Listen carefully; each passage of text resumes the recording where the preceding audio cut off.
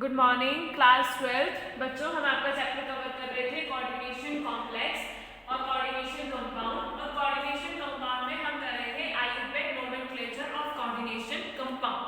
और आयुर्वेद नोमेनक्लेचर में हमने स्टार्ट किया था रूल्स। फर्स्ट रूल क्या था बच्चों? फर्स्ट रूल था the name of cation is written before anion. जो कैटायन का नेम होता है, आपको पता है कोऑर्डिनेशन कॉम्प्लेक्स में टू टाइप के आयंस प्रेजेंट होते हैं। First is cation and second one is anion. So जो नेम होता है कैटायन का वो पहले लिखा जाता है, एनायन का नेम क्या लिखा जाता है बच्चों? बाद में लिखा जाता है। सेकंड रूल क्या था? सेकंड रूल में हमने किया था naming of cation and anion, कि हम cation, anion and neutral ligands को लिखते कैसे हैं। आपको पता है थ्री टाइप्स के लिगेंड्स होते हैं। First is cation, second one is anion and third one is neutral.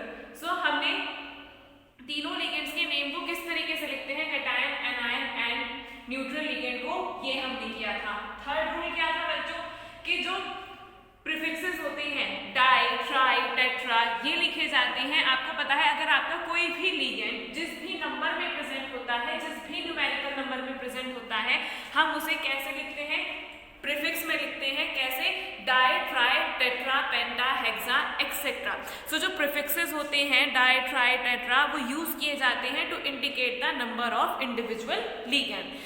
Fourth one is बच्चों, जब आपके लिगेंड में ही कोई न्यूमेरिकल वैल्यू प्रेजेंट हो, सपोज कीजिए आपका कोई भी लिगेंड है और उसमें कोई भी न्यूमेरिकल वैल्यू प्रेजेंट है, जैसे कि ट्राइफिनाइल फॉस्फीन या इथाइलिन डायमीन या डाइइथाइलिन ट्राइएमीन, इस तरीके से अगर कोई भी आपका लिगेंड प्रेजेंट है और उसके नेम में ही कोई न्यूमेरिकल वैल्यू प्रेजेंट है, तो उसके लिए हम कैसे लिखते हैं बच्चों? उसके लिए हम वर्ड यूज करते हैं, टर्म यूज करते हैं बिस, ट्रिस, टेट्राकिस एक्सेट्रा। नेक्स्ट है बच्चों naming of central metal atom. आपका फिफ्थ रूल है naming of central metal atom. हम सेंट्रल मेटल एटम की नेमिंग किस तरीके से करते हैं? सेंट्रल मेटल एटम क्या है बच्चों? आपको पता है ये कोऑर्डिनेशन स्फीयर है और कोऑर्डिनेशन स्फीयर के अंदर लिगेंड प्रेजेंट होता है जो क्या करता है? मेटल को इलेक्ट्रॉन्स डोनेट करता है। तो ये जो मेटल प्रेजेंट होती है बच्चों, इसे हम क्या कहते हैं? Central metal atom. क्योंकि ये कौन सा एटम है? K4FeCN6। ये आपका कंपाउंड है K4FeCN6। यहाँ पे क्या 4 पॉजिटिव, आपको पता है पोटेशियम पर एक पॉजिटिव होता है। कितने पोटेशियम प्रेजेंट है? 4 पोटेशियम प्रेजेंट है। तो इस पर कितना चार्ज होगा? 4 नेगेटिव। लेकिन मेटल तो ये भी है ना, लेकिन हम इसे क्या कहते हैं? Spectator ion. ठीक है, स्पेक्टेटर आयन कहते हैं या फिर काउंटर आयन कहते हैं। मेन जो हमारी मेटल होती है वो होती है जो कोऑर्डिनेशन स्फीयर के अंदर प्रेजेंट होती है, उसे हम क्या कहते हैं? Central metal atom. सो बच्चों, अगर आपकी जो मेटल है, अगर किस कंपाउंड में जो सेंट्रल मेटल एटम प्रेजेंट है वो एज अ कैटायन प्रेजेंट है, कैटायन कॉम्प्लेक्स, अब अगर आपके कोऑर्डिनेशन स्फीयर के अंदर पॉजिटिव चार्ज है, अगर आपके कोऑर्डिनेशन स्फीयर पर पॉजिटिव चार्ज है, तो वो कैसे वर्क करती है? As a cation. और अगर आपके कोऑर्डिनेशन स्फीयर पर कैसा चार्ज है? नेगेटिव चार्ज है, सो वो ऐसे कैसे वर्क करता है? एनायन वर्क करता है। सो अगर आपकी जो मेटल है, कंपाउंड में जो मेटल प्रेजेंट है वो एज अ कैटायन और न्यूट्रल कॉम्प्लेक्स में प्रेजेंट है, सो हम मेटल का नेम एज इट इज लिखते हैं। जैसे कि आपको पता है क्रोमियम को क्या कहते हैं? Cr को क्या कहते हैं? Chromium. Mn manganese, Fe iron, Co cobalt. So हम उसको एज इट इज लिखते हैं। लेकिन अगर हमारी जो मेटल है वो एनायनिक स्फीयर, एनायन के फॉर्म में प्रेजेंट है, सो जो हम सेंट्रल मेटल एटम की नेमिंग जो है बच्चों, क्या हो जाता है? उसका नेम चेंज हो जाता है। So if complex is anion, अगर आपका कॉम्प्लेक्स एनायन है, जैसे यहाँ पर FeCN6 के ऊपर कौन सा चार्ज था? 4 नेगेटिव चार्ज था। सो और मैंने कल आपको बताया था बच्चों कैसे आइडेंटिफाई करते हैं, हम कैसे पहचानते हैं? कोऑर्डिनेशन स्फीयर के बाहर जो भी प्रेजेंट है, अगर ये पॉजिटिव है तो इस पर कैसा चार्ज होगा? नेगेटिव। सो अगर ये पॉजिटिव है तो हम इसे कैसे कंसीडर करेंगे? As a cation. और इसको कैसे कंसीडर करेंगे? As an anion. लेकिन यहाँ पर नेगेटिव चार्ज है और यहाँ पर पॉजिटिव चार्ज है, सो हम इसे कैसे कंसीडर करेंगे? As an anion. और कोऑर्डिनेशन कॉम्प्लेक्स जो आपका स्फीयर है, कोऑर्डिनेशन स्फीयर, इसे हम कैसे कंसीडर करेंगे? As an anion. सो अगर आपकी मेटल कैटायनिक पार्ट में है, ठीक है, और या फिर न्यूट्रल कॉम्प्लेक्स के साथ प्रेजेंट है,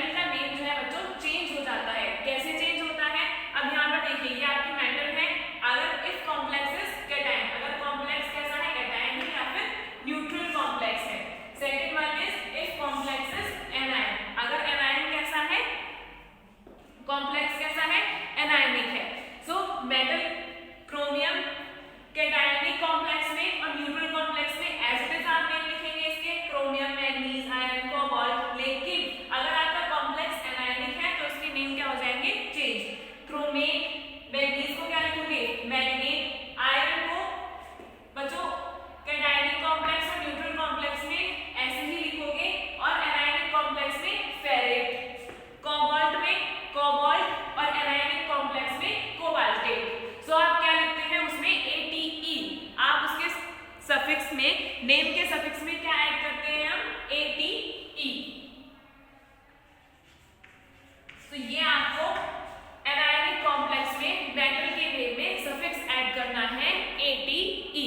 तो हम बच्चों और एग्जांपल करेंगे, जैसे कि है chromium, manganese, iron, cobalt, next है निकल, कॉपर, जिंक।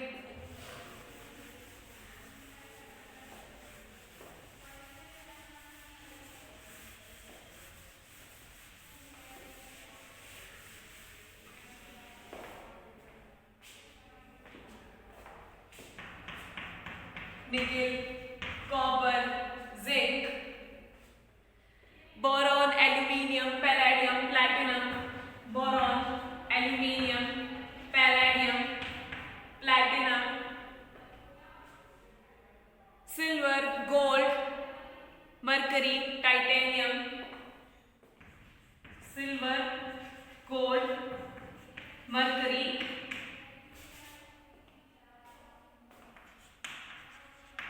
टाइटेनियम। तो बच्चों इनके नेमिंग आपको लिखनी है। कैसे लिखेंगे इनकी नेम? अगर कैसे प्रेजेंट है, कैटायनिक कॉम्प्लेक्स में प्रेजेंट है या फिर न्यूट्रल कॉम्प्लेक्स में प्रेजेंट है, तो आप इनके नेम एज इट इज लिखेंगे। निकल को हम क्या बुलाते हैं? निकल। Ni को क्या लिखते हैं हम? निकल, Cu, copper,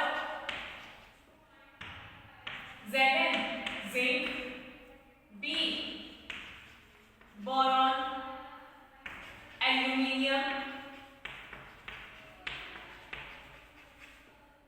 palladium, platinum, silver, gold and mercury. और Ti क्या होता है बच्चों? Ti होता है टाइटेनियम।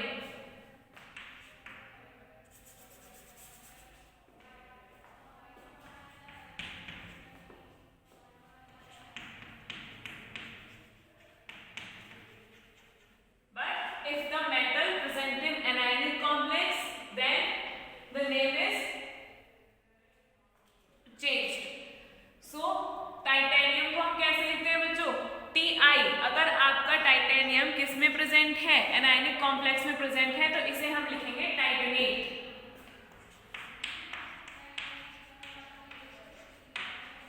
निकल, निकलेट,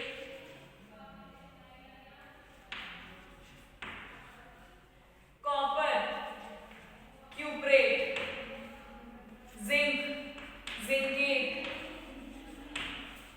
boron, borate, aluminium, aluminate, palladium,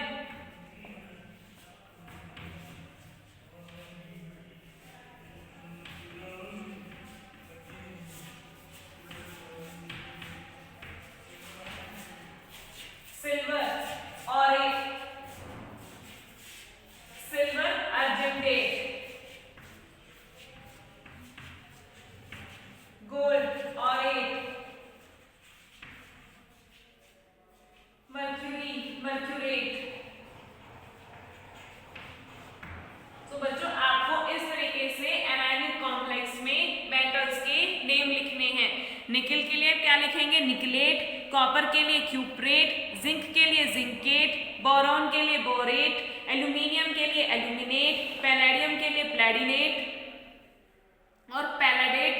आप पैलाडेट भी लिख सकते हैं बच्चों इसके लिए।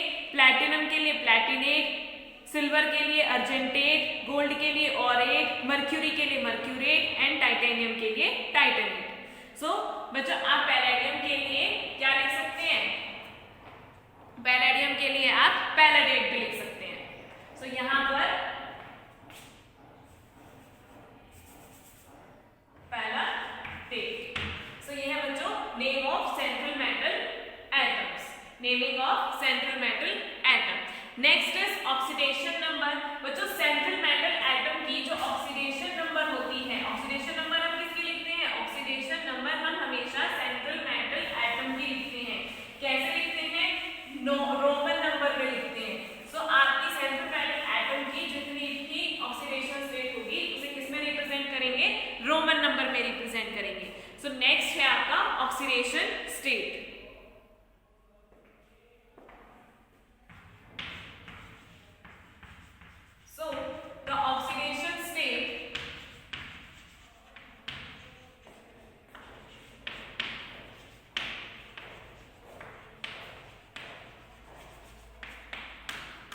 is written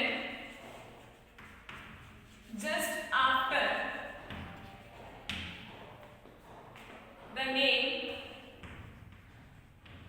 of central metal atom or ion।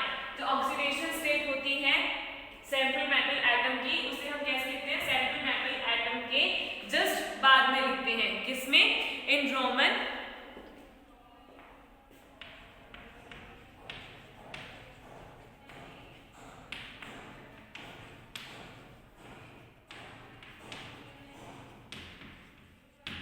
Parenthesis. जैसे कि अगर आपके पास है Ke4FeCN6, ये है आपकी सेंट्रल मेटल एटम। इसकी अगर आप क्या निकालें? ऑक्सीडेशन स्टेट निकालें। बच्चों ऑक्सीडेशन स्टेट अगर आपको सेंट्रल मेटल एटम की निकालनी है, वैसे कॉमनली आप क्या करोगे? जितने भी आपके एटम्स प्रेजेंट हैं आप क्या करोगे? उनकी ऑक्सीडेशन स्टेट जो होगी सबको प्लस कर दोगे और किसके इक्वल रखोगे? जो चार्ज यहाँ पे होगा, न्यूट्रल है तो 0, एनायन है तो माइनस में, कैटायन है तो प्लस में। लेकिन एक बहुत ही इजी तरीका होता है ऑक्सीडेशन स्टेट निकालने का। आपको पता है इस पर कितना चार्ज है? 4 पॉजिटिव। इस पर कितना होगा? 4 नेगेटिव। किसकी निकालनी है आपको? आयरन की। सो आयरन की अगर आपको निकालनी है तो क्या कंसीडर करोगे? X। आपको पता है कितने प्रेजेंट है Cn नेगेटिव? Cn6। कितना चार्ज होता है इस पर? -1। चार्ज कितना है? 4 नेगेटिव। सो X - 6 - 4 क्या होगी बच्चों? +2। सो कितना चार्ज है इस पर? +2। ऑक्सीडेशन स्टेट है। सो आप कंप्लीट की ना निकाल के, आपको अगर इस स्फीयर की ही पता है, इसका चार्ज अगर आपको पता है, सो आप सिर्फ इसके भी निकाल सकते हैं। क्योंकि अभी आपको ऑक्सीडेशन स्टेट जब आप नेमिंग करेंगे कंपाउंड की तब भी निकालनी होगी, क्योंकि आपको ऑक्सीडेशन स्टेट इसके सामने लिखनी होगी। सो यहाँ पर देखो बच्चों, सेंट्रल मेटल एटम कौन से कॉम्प्लेक्स में प्रेजेंट है? एनायनिक कॉम्प्लेक्स में प्रेजेंट है। एनायनिक कॉम्प्लेक्स में प्रेजेंट है। सो आप इसका कॉमन नेम क्या लिखोगे? आयरन तो नहीं लिखोगे, क्या लिखोगे? क्या कहते हैं आयरन को? फेरेट। सो फेरेट ऑक्सीडेशन स्टेट कितनी है? 2। कैसे रिप्रेजेंट करोगे? रोमन नंबर में। सो ये है बच्चों आपके रूल है IUPAC naming of coordination compounds. Next है, अब हम बच्चों प्रैक्टिस करेंगे। आपको कुछ कंपाउंड्स के नेम, कंपाउंड्स की नेमिंग हम करेंगे। सो नेक्स्ट है बच्चों नेमिंग ऑफ कंपाउंड्स।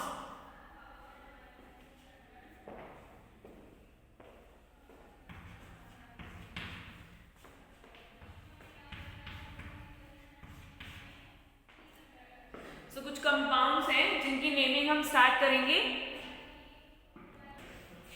सो ये हैं बच्चों आपके कुछ कंपाउंड्स जिनकी आपको IUPAC नेमिंग करनी है।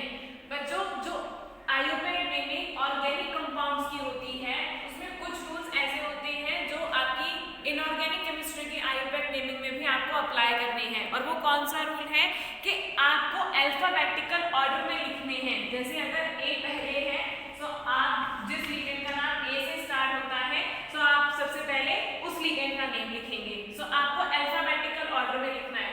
तो सबसे पहले आपका कंपाउंड है, कौन सा है? NH3, CrNH3 thrice H2O thrice Cl3। सो यहाँ पर सबसे पहले आप बच्चों, पहला रूल क्या था हमारा? फर्स्ट रूल था कि हम कैटायन का नेम सबसे पहले लिखेंगे और उसके बाद एनायन का नेम लिखेंगे। सो यहाँ पर आप देखो क्लोरीन एंड ये आपका कोऑर्डिनेशन स्फीयर है, और हमें सबसे पहले क्या देखना है? Counter ion. कि काउंटर आयन कौन सा है? काउंटर आयन कौन सा है इसमें? Cl, लेकिन वो कैसा है? नेगेटिव। सो इस पर फिर कौन सा चार्ज होगा? 3 नेगेटिव। और अगर इस पर नेगेटिव चार्ज है तो इस पर कितना चार्ज होगा? 3 पॉजिटिव चार्ज होगा। तो इसका मतलब ये क्या है? आपका कैटायन है, और ये क्या है? एनायन। सो ये आपका कैटायन है और ये एनायन है। ठीक है।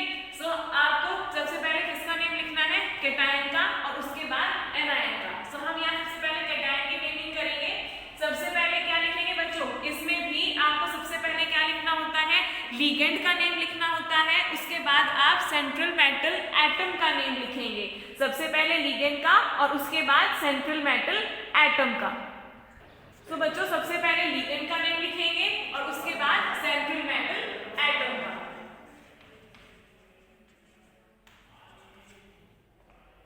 Ligand will be written first and after that central metal atom. So अब यहाँ पे बच्चों कौन कौन से लिगेंड है? एमीन है एंड H2O एक्वा है।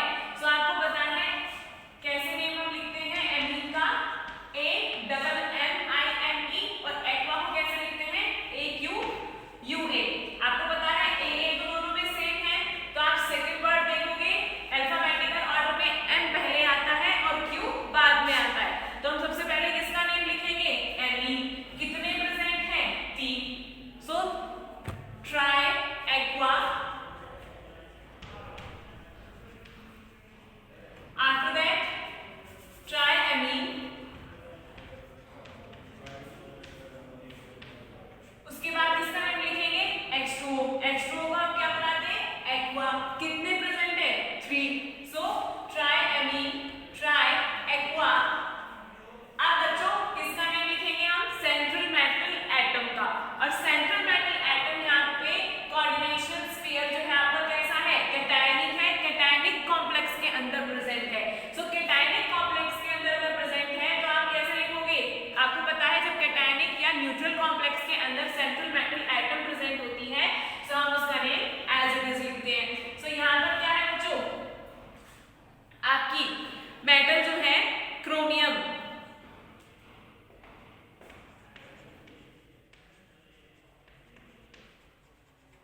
Oxidation state. बच्चों ऑक्सीडेशन स्टेट निकालनी है आपको यहाँ पे, क्योंकि हमें क्या करना है? मेटल के बाद उसकी ऑक्सीडेशन स्टेट लिखनी होती है।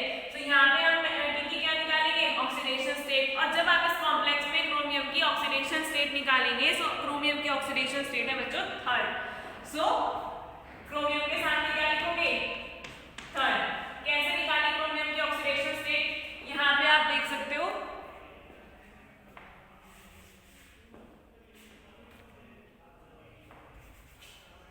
जिसकी आपको निकालनी है उसकी क्या कंसीडर करोगे आप? X। NH3 कितने प्रेजेंट है? 3। कि कौन सा लिगेंड है? न्यूट्रल। सो 3 into 0। H2O कौन सा लिगेंड है? न्यूट्रल। कितने प्रेजेंट है? 3। सो 3 into 0 प्लस बच्चों इसकी भी सम कर सकते हो, लेकिन जब आपको पता है इसकी 3 पॉजिटिव है, इसकी 3 नेगेटिव है, तो इसकी कितनी होगी? 3 पॉजिटिव। सो आप इसकी कोऑर्डिनेशन कॉम्प्लेक्स की अलग भी निकाल सकते हो और आप इन सबकी को भी क्या कर सकते हो? सबकी ऑक्सीडेशन स्टेट को उनको भी सम कर सकते हो। सो यहाँ पर क्या आएगा बच्चों? हम सबकी सम कर रहे हैं फिलहाल। सो 3 into -1 न्यूट्रल है, कोई चार्ज नहीं है, सो 0। सो x ये भी 0 है, ये भी 0, -3 equals to 0। तो x equals to +3। सो यहाँ पर क्या लिखेंगे बच्चों? 3। अब आती है बच्चों ये कौन सा आयन है? ये काउंटर आयन है। और आपको इसकी नेमिंग कोई क्लोरिडो नहीं लिखेंगे, आप कोई नेम चेंज नहीं करेंगे। जो जनरली रानी के नेम से हम इनको कॉल करते हैं, जो जनरल इनका नेम होता है, आपको सिर्फ वो जनरल नेम लिखना है। आपको जो नेमिंग करनी है वो इस कॉम्प्लेक्स की करनी है। जो काउंटर आयन होता है आप उसे एज इट इज लिखोगे। सो क्लोरीन है, इसे हम क्या बुलाते हैं? क्लोराइड। सो क्या होगा कंपाउंड का नेम?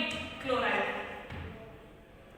सो बच्चों यहाँ पर एक बात आपको ध्यान रखनी है, जो कॉम्प्लेक्स का नेमिंग आपने किया है ट्राई अमीन, ट्राई एक्वा, क्रोमियम 3rd, इसमें आपको गैप नहीं देना है, बिना गैप के आपको लिखना है। ये आपको कंप्लीट नेम विदाउट गैप के लिखना है। जब आप काउंटर आयन का नेम लिखेंगे तब आप गैप देंगे और उसके बाद काउंटर आयन का नेम लिखेंगे। ऐसे आपको करनी है नेमिंग। सो ये क्लियर है? नेक्स्ट है COEN thrice, twice, SO4 thrice. So यहाँ पर बच्चों अगर आप चार्ज निकालें, कैसे आपको पता है? कोऑर्डिनेशन स्फीयर से आप बाहर देखोगे तो क्या प्रेजेंट है? सल्फेट। सल्फेट पर कितना चार्ज होता है? 2 नेगेटिव। 2 नेगेटिव है तो इस पर कितना चार्ज है? 3 पॉजिटिव। कैसे? आपको पता है 3 2 6, total charge 6 negative and 3 2 6, total charge 6 positive.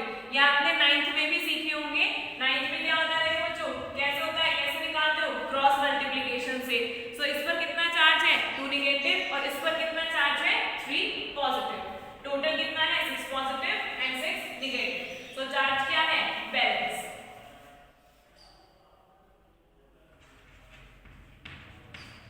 SO4 2 negative. सो आपको पता है सल्फेट पर कैसा चार्ज होता है, नेगेटिव।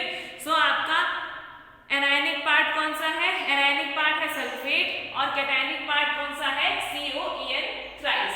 सो अब हम क्या करेंगे बच्चों, कैटायन का नेम पहले लिखते हैं और एनायन का नेम बाद में लिखते हैं। तो यहाँ पर आप कैटायन की नेमिंग पहले करोगे। अब ये क्या है, इथेन 1,2 डाइएमीन। क्या है ये, इथेन 1,2 डाइएमीन और इथाइलिन डाइएमीन।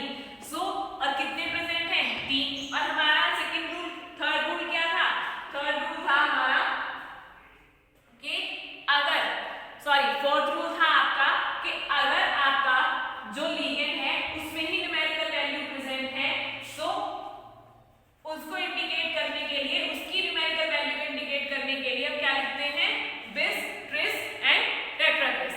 तो बच्चों यहाँ पर EN बिस किसके लिए लगाते हैं हम, अगर 2 प्रेजेंट है, ट्रिस किसके लिए लगाते हैं अगर 3 प्रेजेंट है। सो आपकी जो लिगेंड है वो कितनी न्यूमेरिकल वैल्यू में प्रेजेंट है, 3 प्रेजेंट है। सो यहाँ पर आप क्या लिखोगे, ट्रिस। क्या है कंपाउंड का नेम, इथेन। आपके लिगेंड का नेम क्या है, इथेन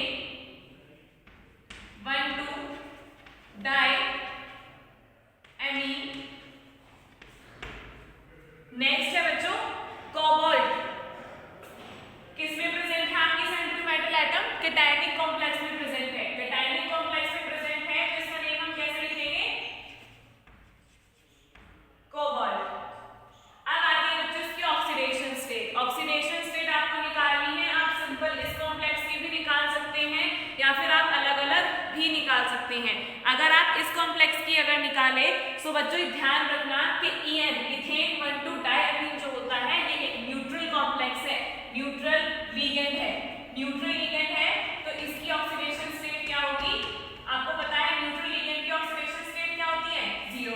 तो इसकी ऑक्सीडेशन स्टेट क्या है, 0। तो यहाँ पर सिंपल अगर आप निकालें तो X + 3 × 0 आप कंप्लीट की ना निकाल के चार्ट से भी निकाल सकते हैं और SO4 की भी प्लस कर सकते हैं। और बच्चों ध्यान रखना यहाँ पर आपको इससे कोई लेना देना नहीं है, आप इसको कहीं इंडिकेट नहीं करेंगे। सो X + 3 × 0 = +3। टोटल चार्ज कितना आ जाएगा कोबाल्ट पर, +3। सो ऑक्सीडेशन स्टेट कोबाल्ट की क्या होगी, +3। नेक्स्ट है बच्चों ये क्या है, SO4 सल्फेट। तो यहाँ पर आप गैप देंगे और क्या नाम लिखेंगे काउंटर आयन का, वो क्या है, सल्फेट। सो इसी तरीके से आपको आपके जितने भी कंपाउंड्स हैं सबकी क्या करनी है, नेमिंग करनी है। तो कंपाउंड का क्या नेम है बच्चों, tris, ethane 1,2 diamine, cobalt, third sulphate. Next is AgNH3 twice, AgCN twice. अब बच्चों यहाँ पर आपको निकालना है कौन सा कैटायन है और कौन एनायन है, कैटायनिक पार्ट कौन सा है और एनायनिक पार्ट कौन सा है। अगर आपका कोई भी कंपाउंड इस तरीके से रिप्रेजेंटेड है और उसमें आपको कैटायन और एनायन छांटनी है, सो क्या होगा, यहाँ पर देखो बच्चों इस पर कौन सा चार्ज है, ये क्या है, NH3 न्यूट्रल लिगेंड है, न्यूट्रल लिगेंड है। सो इस पर टोटल चार्ज क्या होगा, 0। और आपका ये पूरा का पूरा कॉम्प्लेक्स भी क्या है, न्यूट्रल है। लेकिन सेंट्रल मेटल एटम आपको पता है सिल्वर पर कितना चार्ज होता है, +1 और लिगेंड आपका न्यूट्रल है। सो इस पर टोटल पर कितना चार्ज होगा, +1। सेकंड है अगर इस पर +1 चार्ज है तो इस पर कितना चार्ज होगा, -1। तो इस तरीके से आपको ये निकालनी है अगर आपका ऑक्सीडेशन स्टेट निकालनी है, अगर आपका कंपाउंड इस तरीके से रिप्रेजेंटेड है तो। इसकी नेमिंग कैसे करेंगे बच्चों, अगेन कैटायन का नेम पहले लिखेंगे और एनायन का नेम बाद में लिखेंगे। सो कैटायन का नेम आपको पता है लिगेंड डाइएमीन,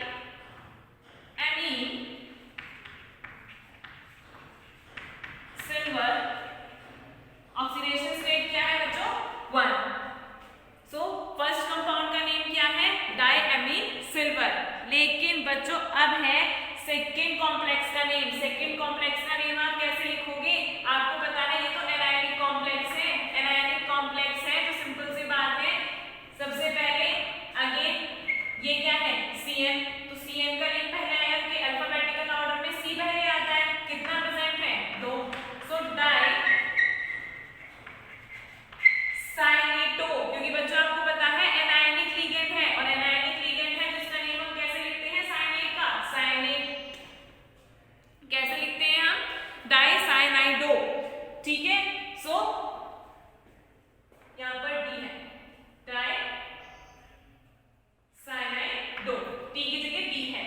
ठीक है। सो डाइसाइनाइड 2। अब यहाँ पे सेंट्रल मेटल एटम जो है बच्चों एनायनिक कॉम्प्लेक्स में प्रेजेंट है। सो आप मेटल का नेम एज इट इज नहीं लिखेंगे। कैसे लिखेंगे हम इसका नेम? अर्जेंटेट। अर्जेंटेट कैसे लिखते हैं सिंबल को? अगर एनायनिक जो भी मेटल है हमारी एनायनिक कॉम्प्लेक्स में प्रेजेंट है, अर्जेंटेट। ऑक्सीडेशन स्टेट कितनी होगी बच्चों? ऑक्सीडेशन स्टेट सिल्वर की x plus 2 into -1, total charge कितना है? -1। सो x -2 इक्वल्स टू -1 और x इक्वल्स टू 2 -1 और +1। सो ऑक्सीडेशन स्टेट क्या है बच्चों?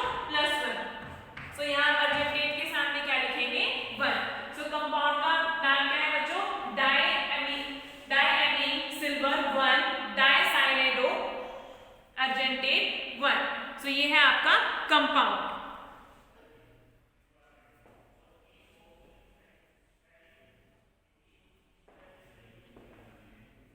सो नेक्स्ट है बच्चों CONH3 4H2OCl Cl2।